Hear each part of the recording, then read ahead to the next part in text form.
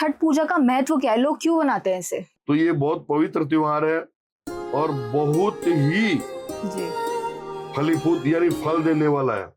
परिवार की समृद्धि बढ़ाने के लिए है और परिवार को जोड़ने के लिए है। तो ये बहुत पवित्र त्योहार है और इस त्योहार को मनाना चाहिए और बहुत हर्षोल्लास के साथ मनाना चाहिए। तो आपको क्या लगता है कि इस पवित्र उत्सव में जैसे काला जादू है, तंत्र मंत्र है, ऐसी चीजें भी काम करती हैं? देखिए, ऐसी चीजें कार्य करती है, अच्छा। लेकिन अच्छे काम के लिए करती है।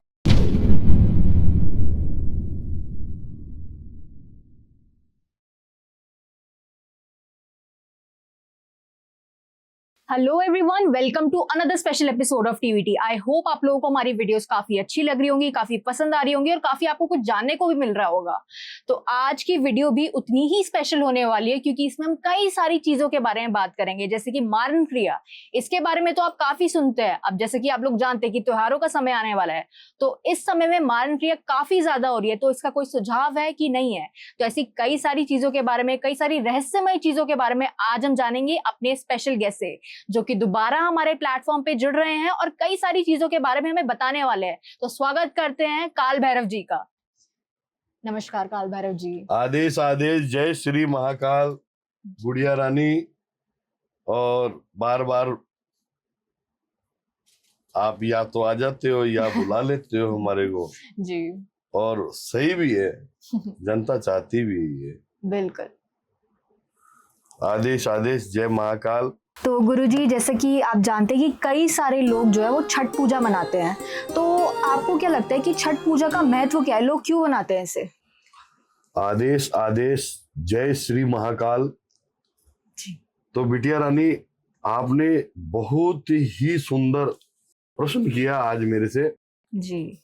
और ये मैं खुद की भी कहानी बताऊंगा इसके अंदर में आपको, और आम जनता भी देख रही है।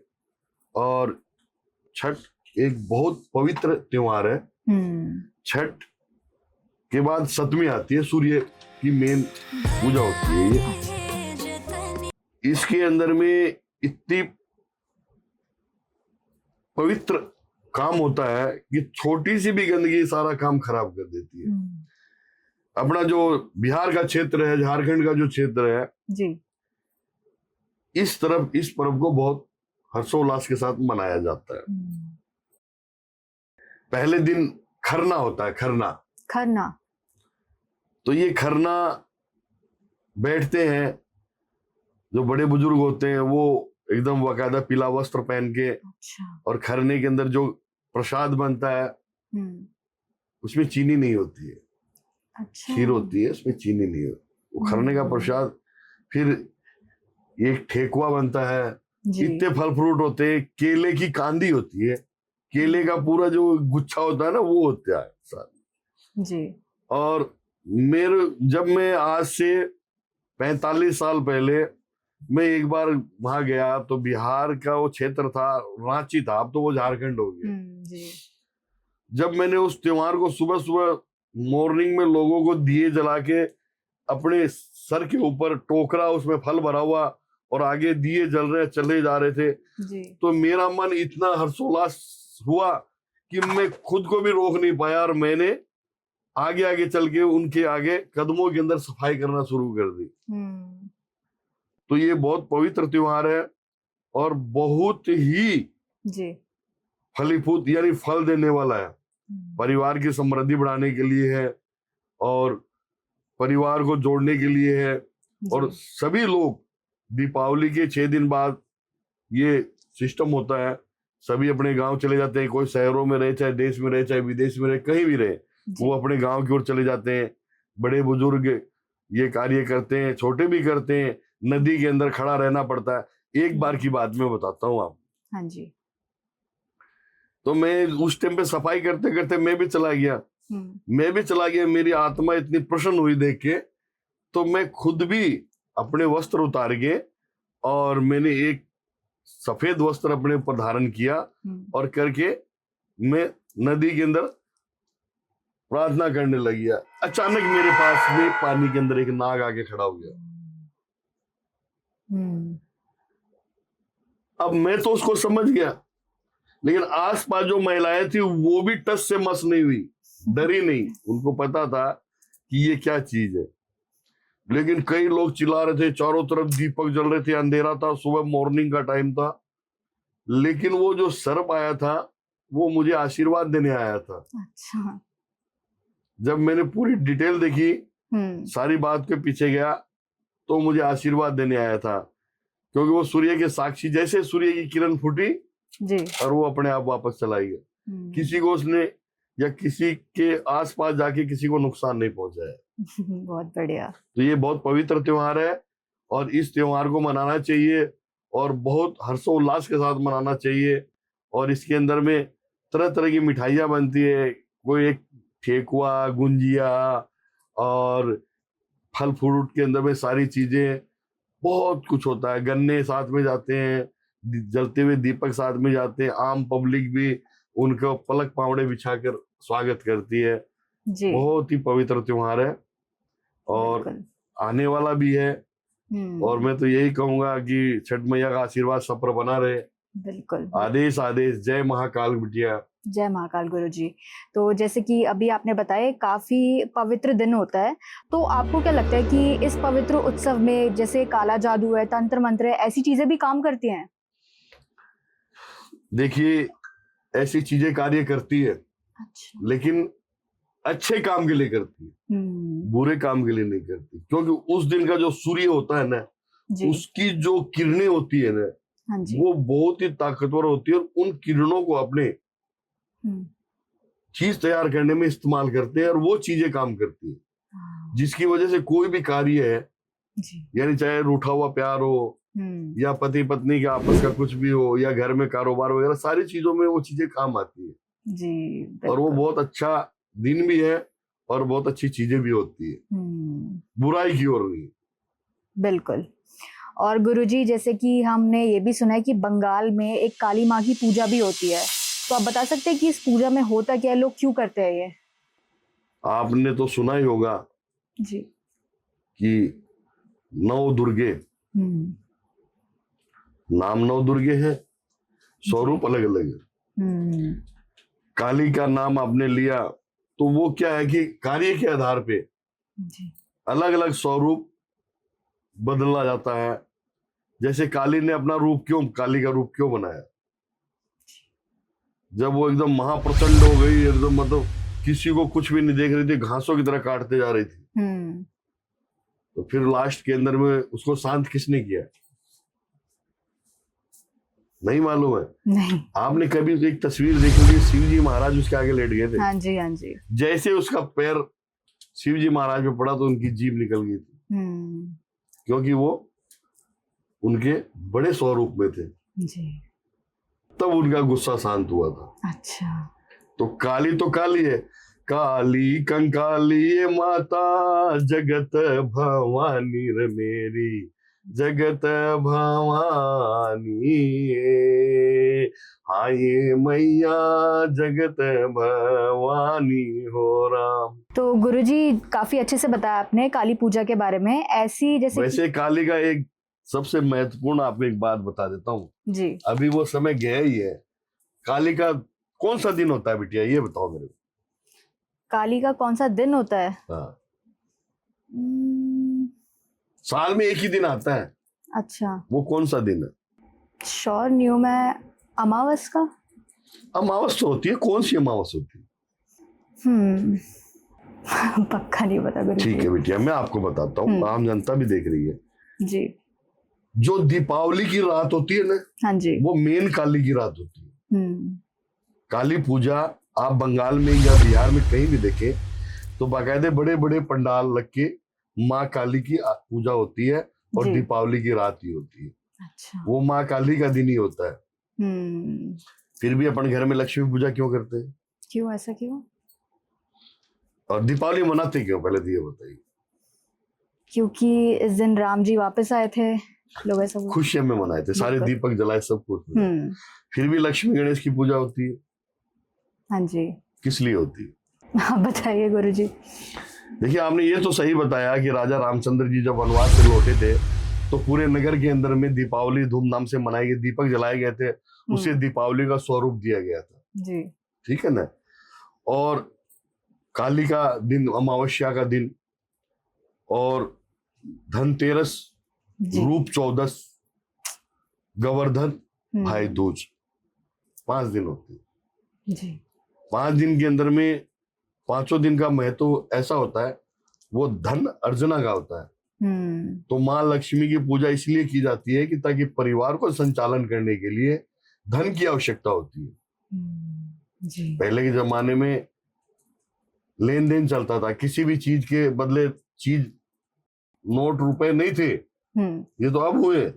बिल्कुल। पहले जैसे चावल दे दिए तो चावल के बदले गेहूं ले लिए, समझ गए, और गुड़ दे दिया तो उसके बदले वो ले लिया। खेती में अपने कोई भी दाल पनप गई या कुछ भी ऐसी चीजों के बदले होते थे। जी। अब धीरे धीरे पाशे बने, पाशे बनने के बाद में रुपए भी बने, फिर उसके बाद में कागजों में बनने लगे, प्लास्टिक में बनने लगे, लेकिन इनका महत्व है पूर्ण है, अधूरा नहीं है, क्योंकि ये चीज बिना उसके कोई नहीं छाप सकता। अगर आपके पास लाख रुपए का सोना है तो लाख का नोट ही छप सकता है, इससे ज्यादा नहीं छप सकता। बिल्कुल।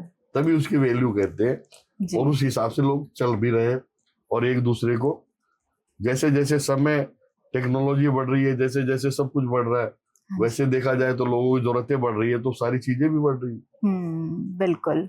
और गुरुजी, जैसे कि हम देखते हैं कि ये सारे पवित्र उत्सव होते हैं, पर इसी समय में लोग क्या करते हैं कि मतलब रास्ते में गली पे चढ़ावा, मतलब जो उतारा होता है वो चढ़ा देते हैं, काफी सारी चीजें होती है, तो मतलब वो सारी चीजें क्यों रखते हैं, ऐसा क्यों होता है इनमें? देखिए, अपनी अपनी सोच होती है, और इंसान सोच के अनुसार ही चलता है।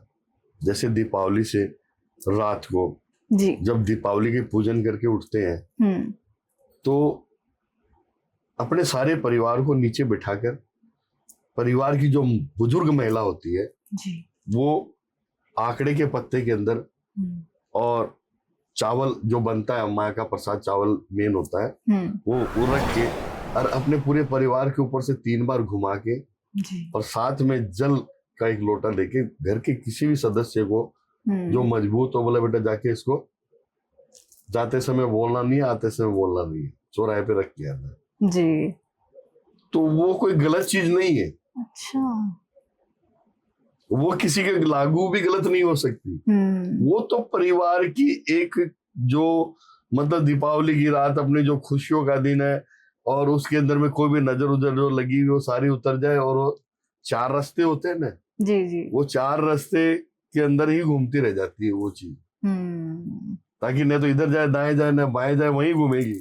जी, समझिए मेरी बात। बिल्कुल। तो वो कोई समय घड़ी पल के आधार पे किसी को नुकसान नहीं पहुंचाती। अच्छा। हाँ, उतारा जो होता है, उतारा कई प्रकार का होता है। जी। अच्छा। जैसे महिला है, वो गर्भवती हो गई, अब उसके गर्भ के अंदर संतान है जी, अब उसका उतारा देना, तो वो उतारा गलत थोड़ी हुआ।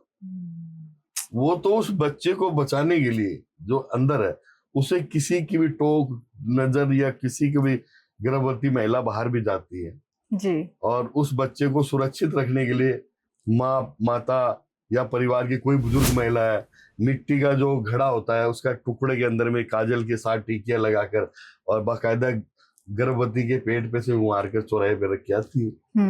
वो भी चीज गलत नहीं है। हाँ, टोटका अलग चीज का नाम है। अच्छा। टोना और टोटका, हाँ, दीपावली की रात टोना टोटका होता है, बहुत भयंकर होता है, बहुत बड़े बड़े काम होते हैं। अमावस के दिन बहुत बड़े बड़े काम होते हैं। और आपको मैं बताऊं कि ये देवउठनी 11 आ रही है। हाँ जी। देव उठनी 11, यानी देव सोते भी हैं, उठते भी हैं। देव उठनी 11 के बाद में शादियों को सावे वगैरह चालू हो जाते हैं जी, यानी देवता उठ जाते हैं। तो उस दिन भी बहुत महत्वपूर्ण है। वो दिन इतना महत्वपूर्ण है, बिछड़े हुए जोड़े को भी मिलाया जाता है, पति पत्नी को भी मिलाया जाता है, शादी का पवित्र बंधन भी होता है, वहां से शुरुआत हो जाती है। जी, बहुत बढ़िया। तो गुरुजी, जैसे कि अगर मैं आपसे पूछूं, एक स्वप्न साधना होती है, हमने सुना है कि मतलब लोग सपने में भी साधना कर सकते हैं, तो ऐसी भी कोई चीज होती है असल में? क्यों नहीं होती? अच्छा। आपको सपना आता है? हाँ जी। डरते हो सपने में? बिल्कुल। देखो क्या होता है, सपना एक हकीकत चीज का नाम है, काल्पनिक चीज का भी नाम है। अपन दिन में जो कल्पना करते हैं वो अपने दिमाग में चलती है। जी। अपन सोते हैं, आंखें सोती है, दिमाग थोड़ी सोता है। तो वो चलते रहता है। जी। तो वो चीज दिमाग में आ जाती है, तो अलग अलग प्रकार की वो चीजें अपने को दिखाई देती है। हाँ, साधना, स्वप्न साधना आप बोल रहे हो, सपने के अंदर साधना। जी।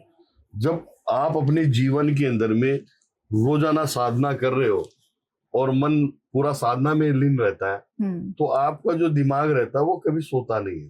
अच्छा। वो रात को जब वो अब साधना में ही लीन रहता है, तो आपको ये महसूस होता है कि स्वप्न साधना, यानी सपने में मैं साधना कर रही हूँ। अच्छा। जी। तो गुरुजी, जैसे कि इसमें भी एक और ही साधना होती है जिसे हम चरक साधना भी बोलते हैं, तो इसके बारे में आप बता सकते हैं हमें? बिल्कुल, आप जो पूछना पूछिए। हमारी जो एज है उसके अंदर हमने बहुत कुछ पाया है। बिल्कुल। और ऐसी कोई सी जगह नहीं है जहां हम गए नहीं। पहले बात तो दुनिया के अंदर ऐसी कोई जगह नहीं है जहां शमशान नहीं। जी। यहाँ भी आप पर बैठे तो यहाँ भी लाखों साल पहले कोई शमशान भूमि रही, बिल्कुल रहा है सब जगह, कोई अछूती जगह नहीं है। समझ गए बेटा? जी। तो साधनाएं कई प्रकार की होती है। अच्छा। और साधना करने के लिए दिल भी मजबूत होना पड़ता है और खुद को भी मजबूत होना पड़ता है इंसान में। अगर वो दिमाग में डर भय रखता है तो वो साधना नहीं कर सकता। समझिए मेरी बात? जी। तामसिक है, सात्विक है, चरक है, अक्षणी है, कई प्रकार की चीजें। जी। तो आपके अनुसार सबसे खतरनाक साधना कौन सी होती है? देखिए, अभी दीपावली का समय गया, आपको पता है। हाँ जी। इसमें सैकड़ों लोग मारण क्रिया के लिए चल पड़े। जी। क्योंकि मन में शत्रुता तो रहती है कई, तो इस टाइम पर ये क्रिया बहुत ज्यादा चलती है। जी, मारण क्रिया। हाँ। अच्छा। तो मारण क्रिया नहीं करनी चाहिए वैसे कायदे से, पर हम करते भी नहीं। लेकिन कई कई जगह ऐसा होता है कि इज्जत को, समाज को, परिवार को बचाने के लिए क्रिया भी करनी पड़ती है। जी। करते ही है लोग, ऐसी बात तो। अच्छा। लेकिन ये दीपावली पर ये बहुत ऐसे कार्य होते हैं। जी बिल्कुल। तो आपके पास भी काफी केसेस आए होंगे मारण के? हाँ, केसेस तो आते ही है। और कुछ केसेस ऐसे भी हैं जिनको सोच समझ के सोचना पड़ता है कि भाई ये केस ऐसा है, लेके आया, क्यों लेके आया? खाली अपनी अपनी वो शत्रुता निभाने के लिए लाया है, या इस इंसान के प्रति पूरा समाज खराब हो रहा है, या सब कुछ खराब हो रहे हैं? करने वाले करते ही है, ठीक है ना? आते हैं, केस भी आते हैं, लेकिन हमें उन चीजों से मतलब नहीं होता। हमें तो समाज कल्याण से मतलब होता है।